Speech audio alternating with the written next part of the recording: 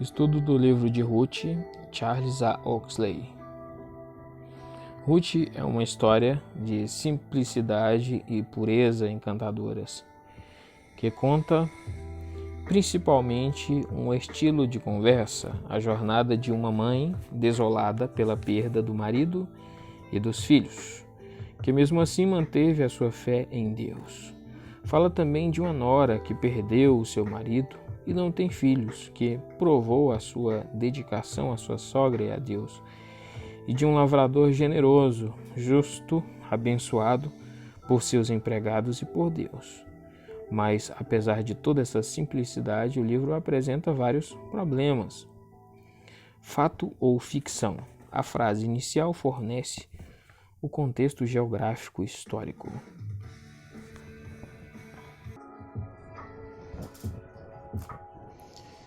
Belém de Judá, nos dias em que julgavam os juízes 1200 a 1020 a.C., e as linhas finais estabelecem a época da terceira geração antes de Davi. Assim, o retorno de Noemi para Belém deve ter ocorrido em torno de 1100 a.C., mas alguns comentaristas, especialmente o Eisfeld, The Old Testament and Introduction, separam a história da sua associação com a família de Davi e a consideram lenda popular que, mesmo relacionada a eventos históricos, é para eles pura ficção. Outros, especialmente J. Young, a Introduction to the Old Testament, 1953, página 230, e G. T. Manley, The New Bible Handbook, edição de 1950, consideram o livro um relato factual de uma sequência de eventos reais. Os argumentos levantados em apoio à afirmação de que Ruth é ficção são: primeiro, que os nomes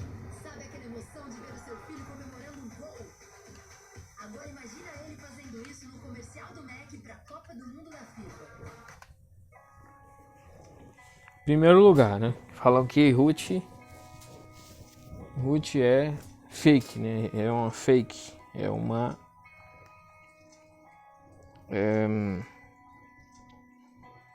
que é uma ficção, que não é real. Que os nomes de alguns personagens são adequados demais. Malon, que é fraqueza, e Ilion, definhando, significa definhando, não encontramos em outro lugar na Bíblia, cabem tão bem as suas personagens que a suspeita é de que foram inventados para a história. E Naomi, que é Noemi, minha agradável, embora não inventado, foi escolhido porque está em contraste com Mara, que é amarga. Segundo, que Noemi, Ruth e Boaz são bons demais para serem verdadeiros e foram idealizados. E o terceiro, que é um relato verdadeiro, teria mostrado um pouco da época violenta e turbulenta dos juízes. S.R. Driver, Introduction to the Literature of the Old Testament, 1898, página 456. Contra a objeção, pode-se destacar que Elimeleque e Noemi podem bem ter dado esses nomes aos filhos, especialmente se eles nasceram doentes, pois Malon seria um particípio de Ala ou Alá, estar doente, enfermo, fraco, Deuteronômios 29 e 21, e Quilion de Calá, definhando, fracassando, especialmente acerca dos olhos, Deuteronômios 28 e 65. A morte prematura deles fortalece essa possibilidade contra as objeções, e basta dizer que a história é contada de forma simples e direta, e qualquer tentativa de descrever em mais detalhes as personagens ou época em que viviam teria complicado a questão desnecessariamente.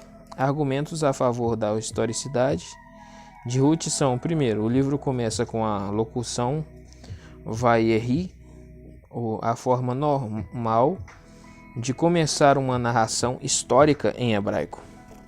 2. O autor sabia que na época as relações entre Israel e Moabe eram amistosas. 1 Samuel 22, 3, 4. E quando trata de costumes como respigas nas colheitas por parte dos pobres, a aplicação da lei do levirato, a obrigação concernente à manutenção das trevas dentro da família e costumes a isso relacionados, os detalhes são autênticos. 3. Inventar um elo moabita na linhagem de Davi e incorporar essa invenção em uma história seria altamente improvável. Como afirma K. A. Kitchen, a genealogia final liga a narrativa firmemente à tradição familiar de Judá e de Davi. The Old Testament in East Context, TSF Bulletin, número 61, outono de 1971, página 8.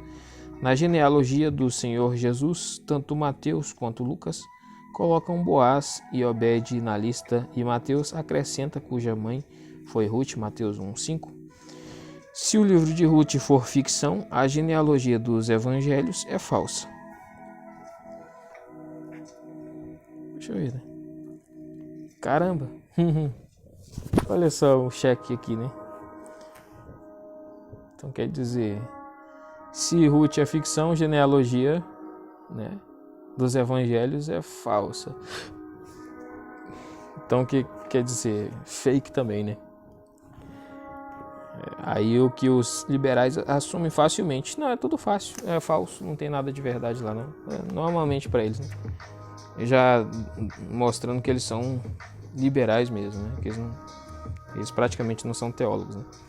Alguns estudiosos E. Koenig e Berthollet, S.R. Driver, W.R. Smith, L.B. Wolferson, Peugeot, M. Burroughs e A. Vicente argumentam que a genealogia de 4:18-22 é um acréscimo posterior.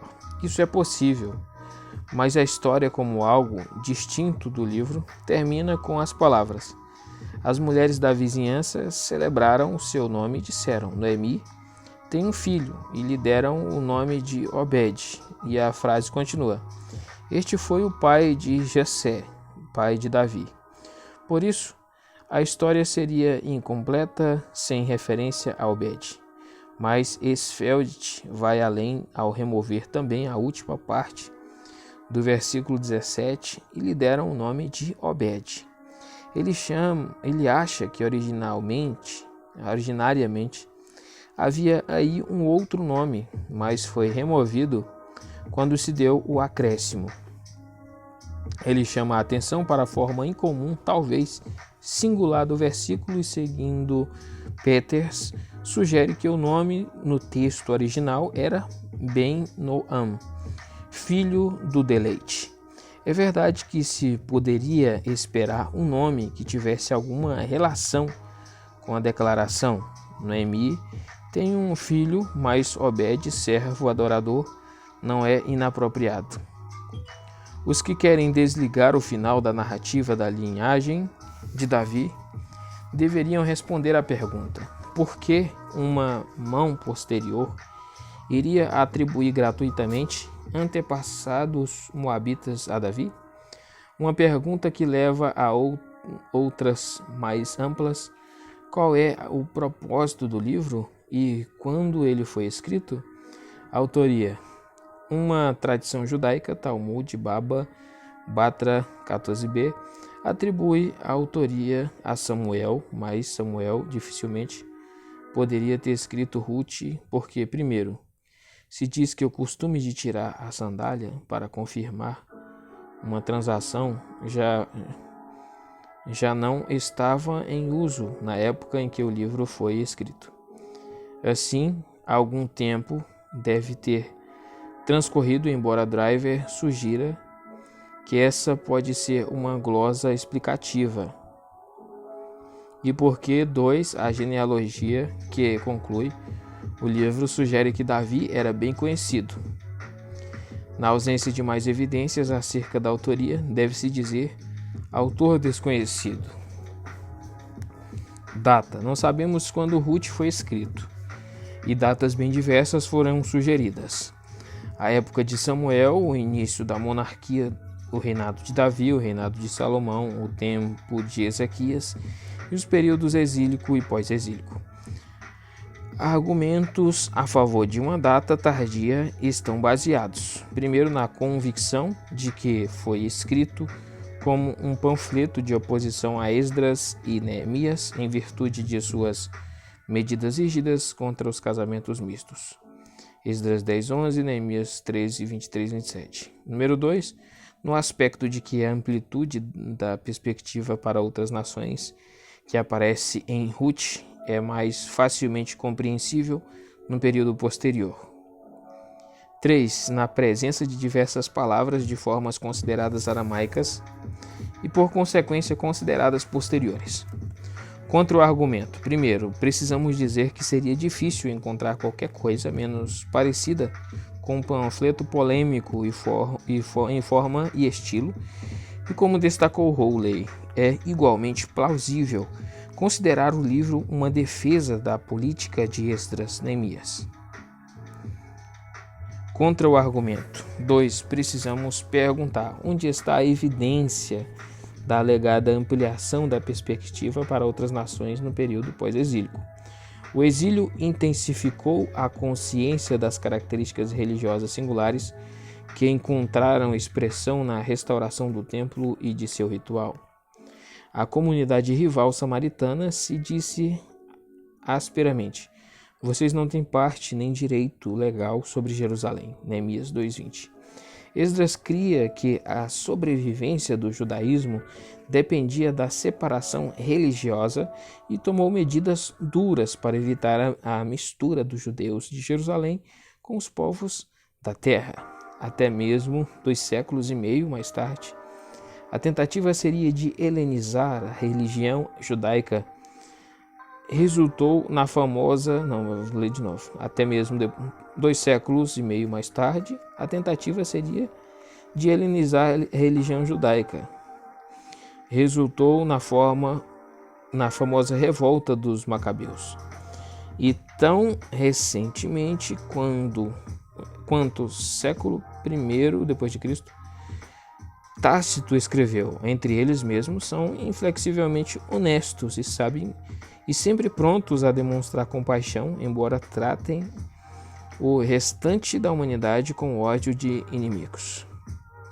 O livro de Jonas é considerado por alguns como evidência da perspectiva ampliada do período após o exílio, mas a principal razão para se atribuir uma data pós-exílica a Jonas é o seu universalismo amplo e sua humanidade tolerante. Por outro lado, uma característica significativa da época de Davi é a amplitude de suas relações amistosas com os povos vizinhos. Contra o argumento 3, precisamos dizer, em primeiro lugar, que a presença de palavras e formas aramaicas num documento hebraico não demonstra necessariamente que o documento é de origem tardia. Embora seja verdade que o aramaico gradualmente substituiu o hebraico como língua comum depois do exílio, o hebraico dos tempos mais antigos continha palavras e formas semítico-ocidentais comuns ao hebraico e à sua língua irmã, o aramaico. Além disso, empréstimos linguísticos resultaram de associações com Síria e Arã do tempo de Davi. De qualquer forma, é incerto se mais do que 2 ou 3 palavras citadas como tardias sejam aramaicas genuínas, e estes podem ser mais facilmente explicados como alterações dos escribas ou glosas do que por uma datação do livro todo em época posterior. Evidências positivas a favor de uma data durante o reinado de Davi estão baseadas, primeiro, no fato de que a linguagem e o estilo de Ruth pertencem ao hebraico clássico, como S.R. Driver escreveu em 1891. O estilo geral hebraico está no mesmo nível das melhores partes de Samuel. Drive Opsit, página 454. 2. A presença de uma série de formas gramaticais arcaicas, especialmente a confusão do gênero encontradas nos diálogos. 3. No fato de que a história é transmitida de forma de uma narrativa histórica e descreve de maneira convincente as personagens e costumes da época. 4. No fato de que a bondade demonstrada para com Ruth está em harmonia com a atitude geral demonstrada aos estrangeiros na época de Davi, aos Moabitas, 1 Samuel 22:3, aos Giteus, 2 Samuel 6:10, 15, 18 ao 19, aos Amonitas e etc., aos Queretitas e Peletitas, 2 Samuel 8:18, aos Hititas, 2 Samuel 11:3 e aos Arquitas, 2 Samuel 15:32. Na ausência do nome de Salomão, depois de Davi, que sugere uma data durante o reinado de Davi ou antes de Salomão, fosse empossado. 6. No fato de que, na tradição do Talmud, segundo a qual Ruth originariamente fazia parte de Juízes, e que a Septuaginta provavelmente a evidencia mais antiga a favor da ordem dos livros. Tá vendo? Então aqui quer dizer, no Talmud a Ruth lá, né? A Ruth fazia parte dos juízes, né? Então aí tá bem, já colocou ela lá na época dos juízes, a Ruth, né? Isso. Outras evidências a favor da posição original de Ruth entre os livros históricos vêm de Josefo contra Apione em 1.8, Melito de Sardes, Jerônimo, Prólogos, Galeatos, e uma lista hebraico-aramaica muito antiga dos livros do Antigo Testamento. Mas na Bíblia hebraica, o livro de Ruth é colocado entre os Ketubim, hagiógrafos ou escritos.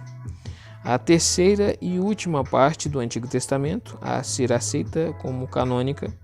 No Talmud babilônico, Ruth vem primeiro nos Ketubim, antes de Salmos. Outras listas colocam Ruth como o primeiro dos Megilot, os 5 rolos. Sabe-se que no século 6 d.C., Ruth estava na posição atual da Bíblia hebraica, segundo o livro de Megilot, e era lido na sinagoga da festa das semanas, Pentecoste, que comemora o término da colheita de cevada. Ruth foi provavelmente colocado entre os livros históricos, e no início e depois, quando passou a ser usado na liturgia, foi transferido para os Megilot. Se de fato foi assim, isso seria um argumento a favor da data antiga de Ruth. Tudo isso não resulta em prova, mas o peso das evidências parece favorecer uma data no reinado de Davi ou Salomão. O propósito do livro. O autor não declarou o seu propósito, nem ele fica claramente evidente no que ele escreveu. Mas deve ter havido um propósito, nem que tenha sido o objetivo puramente literário de escrever um conto agradável. Alguns estudiosos argumentam que Ruth foi escrito para defender o universalismo, que iria incluir todos os estrangeiros, até mesmo aqueles inimigos tradicionais de Israel, os Moabitas. Mas na história, quem toma a iniciativa é Ruth, que, dedicada à sua sogra, declara sua lealdade ao Deus de Noemi. Ruth não é um relatório missionário. John Gray considera Ruth um chamado aos exilados que estão retornando numa época de restauração da fé em Deus, da caridade aos estrangeiros e de lealdade aos antigos e bons padrões sociais. Outros argumentam que o ponto central da história é explicar a ascendência de Davi e apresentar um esboço biográfico dos seus antepassados piedosos. Mas a menção de Davi como filho de Jessé no final da narrativa e na genealogia final dificilmente se destaca como o ápice da história.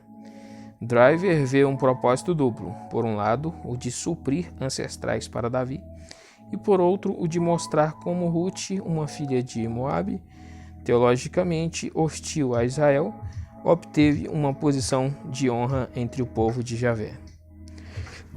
Driver também vê um objetivo didático secundário, que é o de inculcar a responsabilidade do casamento por parte do parente mais próximo de uma viúva que não teve filhos do marido falecido. Mas, como comenta N.K. Gottwald, se Ruth tem a intenção de restaurar ou preservar o costume antigo do levirato, o livro não é muito claro na descrição da sua prática. W.E. Staples sugere que o livro foi composto como um midrash acerca de um culto da fertilidade em Belém. Com Elimeleque representando o deus moribundo, Noemi, a deusa mãe, a Ruth, a sua devota, Edward Reuss, 1804 a 1891.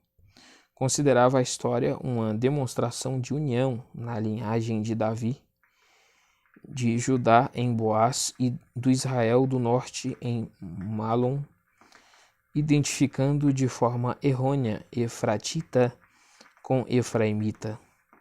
O livro de Ruth tem sido visto até como uma polêmica contra Atalia. Eisfeld enxerga uma semelhança de propósito com o livro de Jó.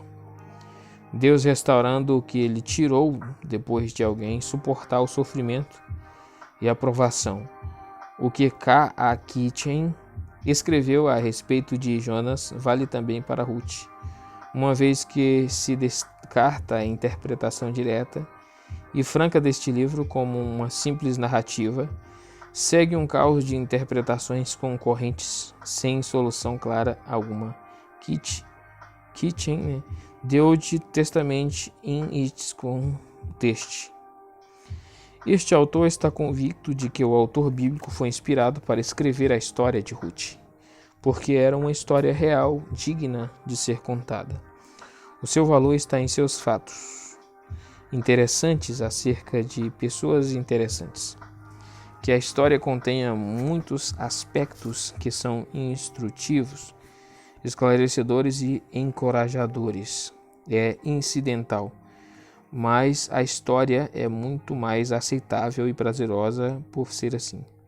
Entre outras coisas, vemos primeiro que o Senhor, na sua soberania, estava realizando os seus propósitos cósmicos, enquanto ao mesmo tempo se envolvia intimamente com pessoas que de outra forma seriam pessoas meramente comuns.